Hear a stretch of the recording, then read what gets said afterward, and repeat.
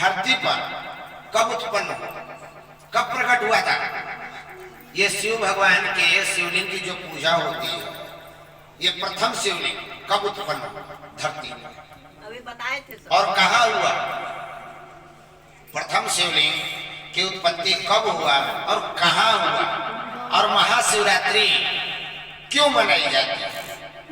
दुनिया के लोग कहते हैं महाशिवरात्रि के दिन काशी विश्वनाथ, अनाथों के सना, कालों के काल महाकाल महागौरी मां पार्वती के साथ विवाह हुआ है। खूब उठाओ बारात, खूब बारात उठाओ शिव विवाह का, आप कहो दुष्प्रचार। लेकिन शिव पुराण ये कहता है कि शिवरात्रि महाशिवरात्रि के दिन भोलेनाथ का विवाह नहीं हुआ है। भोलेनाथ का विवाह गुप्त नवरात्रि में, जो माघ के महीने में, ये अभी चल रहा है ना, नवंबर चल रहा है, कौन सा महीना? नवंबर, दिसंबर, जनवरी में अभी आएगा गुप्त नवरात्रि। नवरात्रि कब होती है बताइए आप सीता जी? नवरात्रि कब होती है आप बताइए? वाराणसी, काशी, काशी के नगरी से पधार करके आप आई हैं विद्वानों की नगरी से, और मुक्त नगरी काशी से। बताइए गुप्त नवरात्रि कब होती है? नवरात्रि लोग कहते हैं नवरात्रि 2, लेकिन नवरात्रि 2 नहीं होती, नवरात्रि 4 होती है। 2 गुप्त नवरात्रि और 2 चैत और पुआ, 4 नवरात्रि होती है। 2 दुर्गा की और 2 काली की, 2 दुर्गा की और 2 काली की आराधना मानी गई। उसी अभी ये माघ के महीने में आएगा एक नवरात्रि, जनवरी के लास्ट में आता है, कभी कभी फरवरी के फर्स्ट में आता है।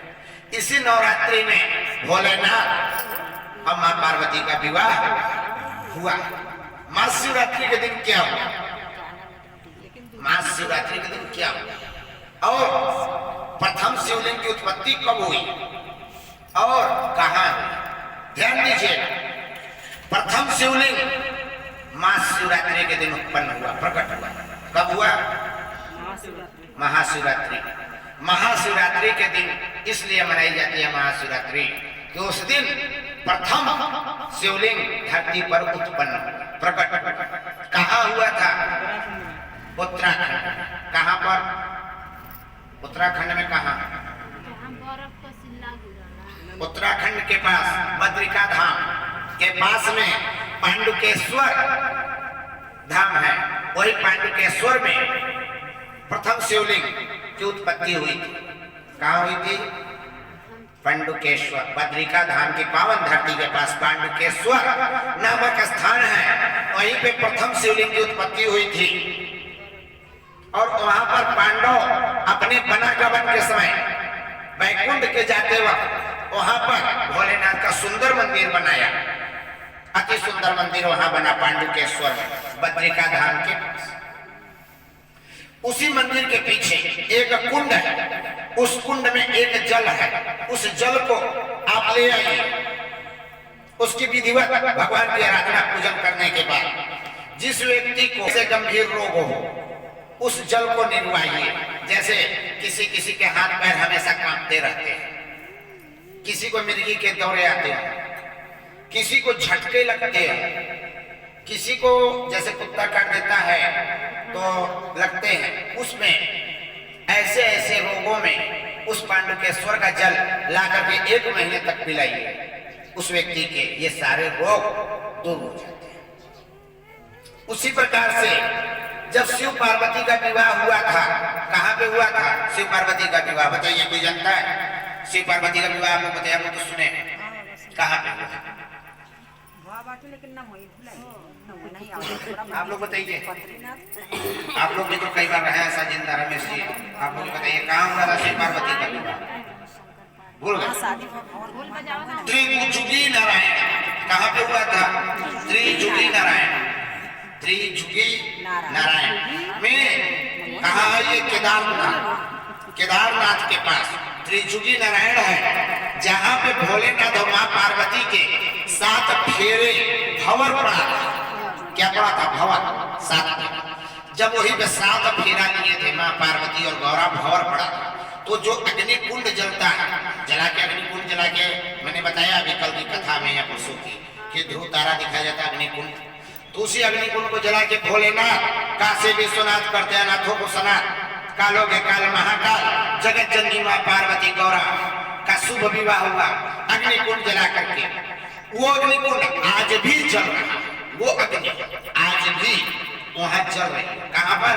त्रिजुगी नारायण।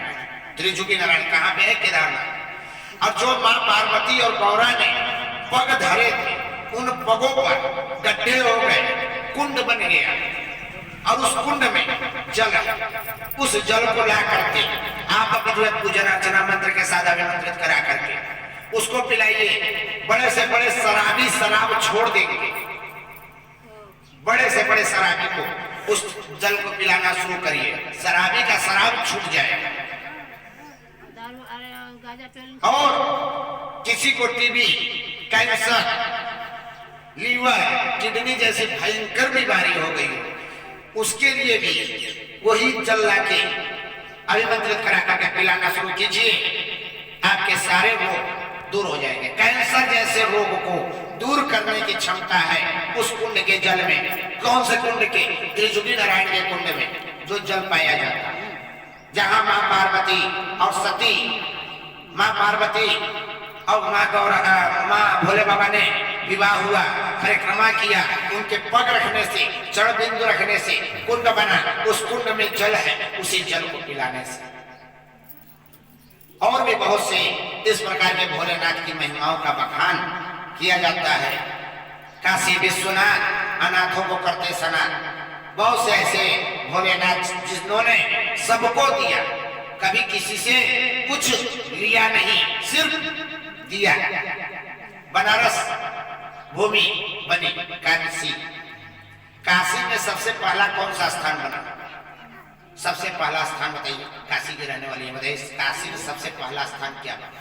विश्वनाथ मंदिर बना। कौन सा घाट बना? कौन सा पुराना विश्वनाथ? सर्वप्रथम क्या बना? सर्वप्रथम देखिए हरिहर मिलन।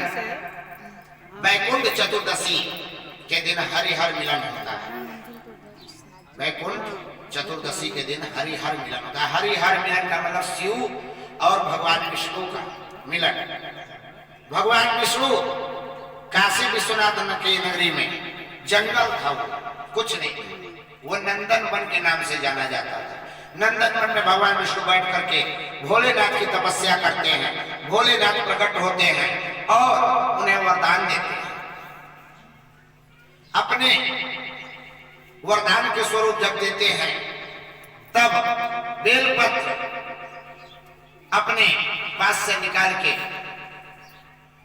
श्री हरि भगवान विष्णु को समर्पित करते हैं। श्री हरि भगवान विष्णु अपने पास से तुलसी का पत्र निकाल के भोलेनाथ को समर्पित करते हैं और एक दूसरे को मिलते हैं। इसी मिलन को वैकुंठ चतुर्दशी हरिहर मिलन कहा गया है। क्या कहा गया है? हरिहर मिलन। बोलिए भगवान विष्णु महागौरा मां पार्वती भोले भंडारी की। वैकुंठ चतुर्दशी, वैकुंठ चतुर्दशी के दिन हरिहर मिलन। अगर हरिहर मिलन का आपको देखना है तो उज्जैन में जाके देखिए।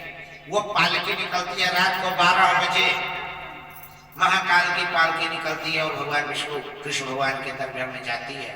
भगवान विष्णु के गले से पुष्पहार और भोलेनाथ के ऊपर से बेलपत्र गिरता है और एक दूसरे को अर्पित करके हरिहर मिलन कराई जाती है। हरिहर मिलन। भगवान विष्णु पूरे कार्तिक के महीने में आप दीपदान करते हैं, तुलसी के पास दिया जलाते हैं, लेकिन सब दिन का है, लेकिन वैकुंठ चतुर्दशी के दिन 12 बजे रात को दीपदान का महत्व रखा गया। कै बजे? 12 बजे रात को 14 दिया 12 बजे रात को जलाना चाहिए। क्यों? क्योंकि भगवान विष्णु तपस्या में रत हो गए, भूल गए कि दिया नहीं जलाए, तपस्या में रत हो गए, बहुत देर हो गए, भोलेनाथ नहीं आए। जब देखे मां लक्ष्मी ने देखा कि वहां पर तपस्या है और भोलेनाथ क्यों नहीं आ रहे हैं, तो देखा कि दीप नहीं जल रहे हैं। तब मां लक्ष्मी ने 14 दीप लाके जलाए वो समय था 12 बजे। दीप जलाने के बाद चंद मिनट के बाद भोलेनाथ वहां प्रकट होते हैं और मिलन होता है। मिलन के दरमियान भोलेनाथ के कान का कुंडल गिर जाता है और जब भोलेनाथ के कान का कुंडल गिर जाता है वो ढूंढने लगते हैं। भगवान विष्णु उस कुंडल को ढूंढने के लिए अपने सुदर्शन चक्र का आह्वान करते हैं और सुदर्शन चक्र से खुजवाने का करते हैं। कुंडल जमीन में गिरा हुआ था, उसको खोद के निकालता है सुदर्शन चक्र और वहां एक कुंड का निर्माण हो जाता है और उस कुंड का नाम है मणिकर्णिका। मणिकर्णिका सबसे पहले काशी में क्या उत्पन्न हुआ? मणिकर्णिका। विश्वनाथ शिवलिंग भी बात है। सबसे पहले मणिकर्णिका जब भगवान विष्णु और शिव का मिलन हुआ तब वहां पर मिलन के दरमियान कुंडल गिर जाने से भगवान विष्णु के सुदर्शन चक्र को चलाने से जब वहां एक कुंड का नाम हुआ पड़ा तो उस कुंड का नाम पड़ा मणिकर्णिका। इसीलिए उस धाम को मणिकर्णिका। तो काशी यानी नंदनवन में सबसे पहला प्रकट स्थान मणिकर्णिका घाट है, इसीलिए उसे अवमुक्त कहा गया है, अवमुक्त नगरी काशी। भगवान भोलेनाथ शमशान के वासी लोग कहते हैं भगवान शमशान में रहते हैं। क्यों? ये जानती हैं क्यों? क्योंकि राजा दक्ष प्रजापति को आप तो समझ चुके हैं।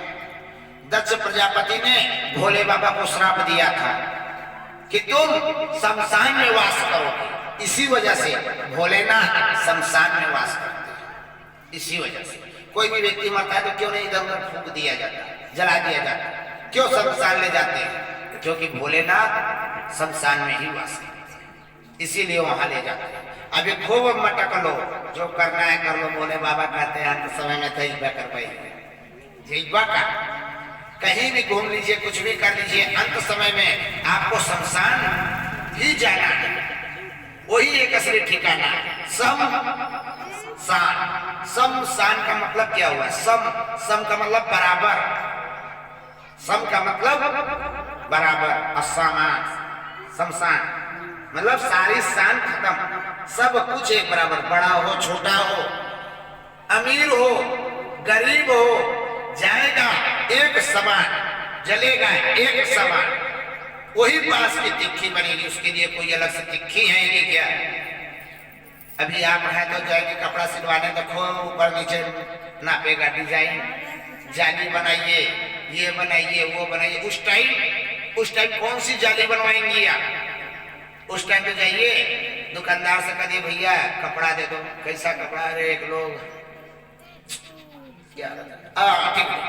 आपको बोलने की भी आवश्यकता नहीं है कि कितना लंबा है, कितना चौड़ा है, कितना मोटा है, वो तुरंत निकाल के दे देगा, ले जाओ फिट है। और ला करके उसको खोल कर उड़ाओगे तो एकदम फिटे आता है, चाहे वो हैवी हो और चाहे छोटा हो चाहे बड़ा हो, सबको बराबर एक ही समान है। गलत कहे तो कहिए भैया, सबको एक समान आता है। और अभी 2.5 मीटर लगी तो तो 2.25 मीटर लगे, तो कोई में 1.5 मीटर लगे। उस टाइम में सारा ब्रांड यही है, वहां तो बिना ब्रांड का शमशान मतलब वहां सब एक बराबर, सारे लोग एक बराबर हो जाते हैं। उसी के लिए उसका नाम रखा गया है शमशान। खरमास इस टाइम कौन सा मौका चल रहा है बताइए? खरमास में विवाह नहीं। आजकल तो भैया ब्राह्मणों की बात ही अलग छोड़ दो, काल बिया होता है, काल लोग ब्राह्मणों की बात छोड़ दो।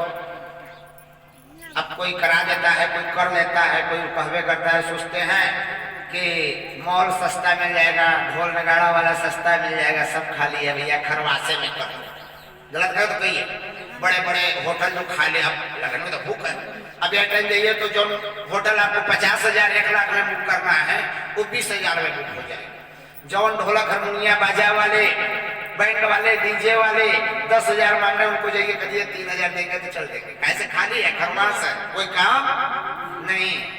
तो आप लोग खरवास से विवाह करें और आगे चल के वही विवाह जब मीडिएशन सेंटर समझौता केंद्र में पहुंचता है तब होता है क्या हुआ है, तब समझ में आता है कि भैया खरवास के विवाह का नतीजा है। सब मुहूर्त करें तो खरवास में विवाह क्यों नहीं होता ये जानता है कोई? बताइए। खरवास में विवाह क्यों नहीं? अच्छा, इसको खर मास क्यों कहा गया? खरमास, खर माने क्या होता है? खर माने तेज। आप बताइए, आपको नहीं पता? और किसी को पता है खर माने क्या होता है? नहीं पता। अब सुनिए, भोलेनाथ ने इस सृष्टि का निर्माण किया। इस सृष्टि में निर्माण करने के बाद उजाला के लिए भगवान सूर्य भगवान को समर्पित किया कि आपको 24 घंटे सिर्फ घूमना है, आपको घूमना है। क्योंकि अगर आप परिक्रमा नहीं करेंगे, घूमेंगे नहीं, तो दुनिया में कुछ होने वाला नहीं। सूर्य भगवान, उसके बाद सूर्य भगवान घूमना शुरू किए, लेकिन पैदल कितना चले? सूर्य भगवान ने तपस्या किया। तब माघ की सप्तमी तिथि को भोलेनाथ ने प्रकट हुए। उनकी तपस्या से खुश होकर के 7 घोड़े उन्हें दिए, 7 घोड़ों का रथ। सूर्य को रथ किसने दिया? काशी विश्वनाथ। विष्णु को चक्र किसने दिया? काशी विश्वनाथ ने। सबको दिया, सिर्फ लिया किसी से कुछ नहीं। सूर्य भगवान को घोड़ा का 7 घोड़ों का रथ दिए, कहे हम लोग इस घोड़े पर आप चलो। उस घोड़े को लेकर के 24 घंटा वो चलने लगे। कई दिनों तक चलते रहे। कहे हे प्रभु, हमारी ड्यूटी कितनी बढ़िया है, हमें सिर्फ चलते चलते जाना है, कहीं रुकना नहीं। अगर मैं रुक गया तो लय हो जाएगी दुनिया। लेकिन ये घोड़े प्यासे हो गए, बहुत दिन से चल रहे हैं। घोड़ों को प्यास लग गई, उनको पानी कहाँ पिलाएं, कैसे पिलाएं? क्योंकि पानी पिलाने के लिए तो रथ को रोकना पड़ेगा। भाई रोकेंगे तभी तो घोड़ा पानी पिएंगे, कैसे पिएंगे? ये सोचते हुए सूर्य भगवान ने एक जगह अपने घोड़े को रोक दिया। अपने घोड़े को एक जगह रोका और देखा वहां का पानी का कुंड है, चलो यहीं पे रोक लेते हैं। वहां रोक दिया और रोकने के बाद वहीं देखे कि गधे का झुंड, वहां पे गधे थे। तो सूर्य भगवान ने तत्काल घोड़ा को छोड़ा पानी पीने के लिए और गधों को उठा करके अपने रथ में जोड़ के रथ लेके चल। अब घोड़ा को कह दिए कि पानी पी के आओ, हम बढ़ रहे हैं, क्योंकि हम रुक नहीं सकते। अगर हम रुक गए तो ये सृष्टि रुक जाएगी। तो गधा उनके रथ में जोत दिए। तो संस्कृत में गधे को क्या कहा जाता है? खर। खर माने गधा, है ना? खर माने गधा, तो गधा कहा जाता है खर। तब वही खर यानी गधा भगवान सूर्य के रथ में जोत दिए गए।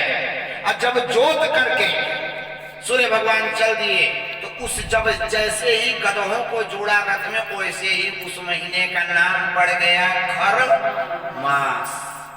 ये पूरा खर मास। तो जब तक घोड़ा पानी पीते हैं तब तक गधा से सूर्य भगवान अपना रथ चलाते हैं। और जब घोड़ा पानी पी करके आते हैं तब फिर गधों को हटा करके घोड़ों को जोत के अपना रथ चलाते हैं। तो जब घोड़ा सूर्य भगवान के रथ से अलग होता है, गधा जुटता है, तब खरमास शुरू होता है। और जब गधे को हटा के घोड़े को जोता जाता है तब खरमास उतर जाता है। वो दिन होता है मकर संक्रांति का। वो दिन होता है मकर संक्रांति का, खिचड़ी का, जिसे आप लोग कहते हैं खिचड़ी। इसमें एक बड़ी भारी चीज छुपी हुई है। आप बताइए, तिल का दान, तिल खाना क्यों कहा गया है? क्यों तिल खाते हैं? तिल का दान कीजिए। इसी में एक बड़ी भारी दान का महत्व है। वो दान अगर कोई कर देता है, कोई जानता नहीं, वेद पुराण में लिखा है, इसमें कोई मतलब दुनिया भर का टिकमा नहीं है। फ्री का उपाय देने जा रहा हूँ, आप प्रैक्टिकल कर लेना। प्रैक्टिकल कर लीजिएगा कि कहीं विकास सुदर्शन ने झूठ तो नहीं बोला। जब इस बार खरमास खिचड़ी आएगा, मकर संक्रांति का दिन आएगा, तिल की लड्डू बनाना और उस तिल के लड्डू में एक चांदी का सिक्का या 1 का सिक्का, 5 नोट नहीं सिक्का, 5 का सिक्का, 10 का सिक्का, 1 का सिक्का, जो भी आपके पास हो उसको डाल करके लड्डू को बांध देना और लड्डू को बांध करके किसी भी मंदिर में ले जाके चढ़ा देना और चढ़ा के चले आ, उसको लाना मत वापस। इसको कहते हैं गुप्त लक्ष्मी दान। क्या कहते हैं? गुप्त लक्ष्मी दान। चाहे उस लड्डू में 1 का ही सिक्का क्यों है, ऐसे करके 5 लड्डू को आप बनाइए और मंदिर में दान करके चले आइए। उस लड्डू को लीजिएगा, मत छोड़ दीजिए। उसके बाद आप 1 साल में देखिएगा उस दान का प्रभाव, आपके यहाँ लक्ष्मी कितनी आती है। गुप्त लक्ष्मी आना शुरू कर देंगे। आपका बहुत जगह पैसे फंसे हो, रुके हो, कहाँ से आएंगे, किस पैर से आएंगे, लक्ष्मी आपको खुद नहीं समझ आएगा। लक्ष्मी आना शुरू कर देंगी। मकर संक्रांति का ये दान है। इसी दान को तिल के साथ रखा गया। अब क्यों रखा गया? मकर संक्रांति का स्नान क्यों होता है? क्यों होता है मकर संक्रांति का स्नान? बताइए। क्यों लोग कहते हैं गंगा जाओ नहाओ, जमुना नहाओ, संगम नहाओ, त्रिवेणी नहाओ, तिल नहाओ? क्यों? गुप्त लक्ष्मी नाम क्यों पड़ा? जो मैंने अभी दान बताया, ये दान का विधान किसने कहा है? लीजिए, आप लोग कई दिनों से कह रहे थे नई कथा, एकदम नई कथा लेके आया।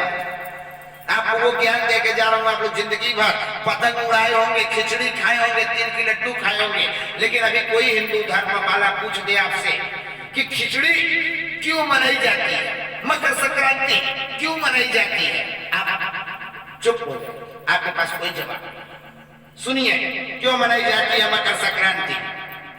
जानना चाहते हैं? जानना चाहते हैं?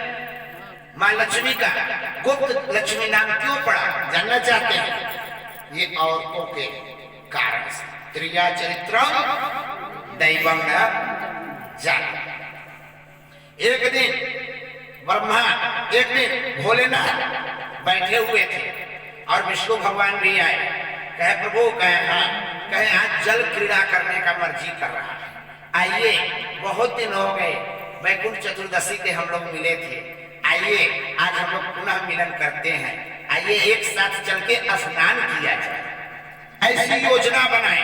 कौन? श्री हरि विष्णु और भोलेनाथ दोनों लोगों ने ऐसी योजना बनाई कि हम दोनों लोग चलिए चलते हैं और स्नान करते हैं गंगा घाट, काशी, बनारस, इलाहाबाद, प्रयाग, कहीं भी चलिए गंगा स्नान किया जाए और साथ में किया जाए। होता है ना, हम लोग मिल गए तो कभी कहते चलो यार पिकनिक कर लिया जाए, बड़ा दिन मिले, चलो लखनिया दरी घूम आए। अरे नहाएगा तो रोज घर हो ना, लेकिन चलो आज लखनिया दरी नहा लिया जाए, गंगा नहा लिया जाए। लग रहा है रात में सोई नहीं है, सो रही है, चलिए गंगा नहा लिया जाए, नींद दूर हो जाएगी। तो भोलेनाथ ने भी, विष्णु भगवान ने भी कहा आइए चलिए चलते हैं। तब भोलेनाथ भी कहे चलिए। भगवान विष्णु और भोलेनाथ दोनों लोग एक साथ चल दिए। कहा? स्नान कर। और लक्ष्मी जी सुन ली कि दोनों कुछ धीरे धीरे बतियाए हैं और जा रहे हैं। तरमपति देवी ने सोचा कि आखिर दोनों जने जात के हैं। रमौती कहाँ जात यही सब दोनों? ये दोनों लोग जात के हर। ये भी धीरे धीरे पीछे पीछे, लक्ष्मी जी आज तो आई नहीं, लक्ष्मी चूड़ी दबाए के जाते हैं पीछे पीछे, धीरे धीरे पीछे पीछे जाने लगी और गई, देख रही है कि कहाँ जा रहे हैं, कहीं कोई तीसरा चक्कर है, कोई तीसरा तो नहीं है, कहीं कोई जुगाड़ है क्या? चल दी लक्ष्मी माता पीछे पीछे। इधर विष्णु भगवान, भोलेनाथ जो है गंगा जी में गए, गंगा जी में जाके जल में डूब के स्नान करने लगे। दोनों लोग, वो उनको स्नान कर रहे हैं, जल फेंक रहे हैं इनको। इधर लक्ष्मी माता धीरे से खुला रहा एक कोना सखी। अब जब भोलेनाथ ने, माँ विवाह हुआ, माँ पार्वती से पूछी भोलेनाथ को देखी हो? तो कहे हाँ। कहे कैसे देखी? तुम तो घूंघट में थी। तो कहे एक तो कोना खुला था, उसी कोने से मैंने भोलेनाथ को देख लिया। खुला रहा एक कोना सखी अब मैया का। और जब देख लिया तो भोलेनाथ ने टोना चला दिया। अब उसी वक्त से मैं भोलेनाथ की हो गई, मैं भोलेनाथ की हो गई। तो दोनों उसी प्रकार से माँ लक्ष्मी स्नान कर रहे हैं और माँ लक्ष्मी देख रही हैं। तब विष्णु भगवान की निगाह पहुंच गई कि हम लोगों को स्नान करते हुए ही देख रही हैं। कर्पूरे गौरम करुणावतारम संसार सारम भुजगेन्द्रहारम सदा वसंतम हृदयारविंदे भवाम भवामि सहितम नमामि। समझने वाले लोग समझ गए होंगे, नहीं समझने वाले नहीं समझेंगे इसका मतलब। तो जब अब विष्णु भगवान ने देखा कि लक्ष्मी जी देख रही हैं, तब भोलेनाथ से कह रहे हैं देखिए वो देख रही है। कह तू अभी दिखावत है, हम तो कब दे देख रही, वो लुका के देखा थे। कह तब आप देख लिया, पति को नहीं किए। कह हम देखे और इसीलिए उनको आशीर्वाद भी दे दिए कि आज से लक्ष्मी का नाम गुप्त लक्ष्मी रहेगा। आज की तिथि स्नान दान की रहेगी। आज के दिन तिल के तरह ये झांक रही है, तिल का दान महत्व रखेगा। उस तिल के लड्डू में जो सिक्का डाल करके दान करेगा उसको गुप्त दान, गुप्त लक्ष्मी का प्राप्ति होगी। लक्ष्मी उसके घर दौड़ के जाएगी, गुप्त गुप्त तरीके से जाएगी। ये मैंने वरदान दे दिया। आज से लक्ष्मी का नाम गुप्त लक्ष्मी भी होगा। तो मकर संक्रांति के दिन भगवान भोलेनाथ और हरदानी और भगवान विष्णु दोनों लोग एक साथ स्नान किए थे गंगा में। इसीलिए कहा जाता है कि खिचड़ी का स्नान गंगा में करो, शायद भगवान विष्णु और भोलेनाथ मिल जाए, चाहे मिल जाए, शायद मिल जाए। और इसीलिए उस दिन तिल की लड्डू खाई जाती है, क्योंकि तिल के बराबर आँख खोल के कोने से देख रहे थे। और उसमें उसी दिन माँ लक्ष्मी का नाम गुप्त लक्ष्मी पड़ा। इसीलिए तिल के लड्डू में 1 का, 5 का, 10 का, चांदी का, सोने का कोई भी चीज छुपा करके दान कर दिया जाता है। और जब दान कर देते हैं तो साल भर गुप्त गुप्त रास्ते से माँ लक्ष्मी आपके घर आती रहेगी। कबो गिरल पैबा, कबो हर से पैबा, कबो हर से पैबा, आवत है, साल भर आता रहेगा। बोलिए मैया लक्ष्मी की, बोले काशी विश्वनाथ की, बोलिए भगवान विष्णु की। हरे भोला तुम्हारी धुन ला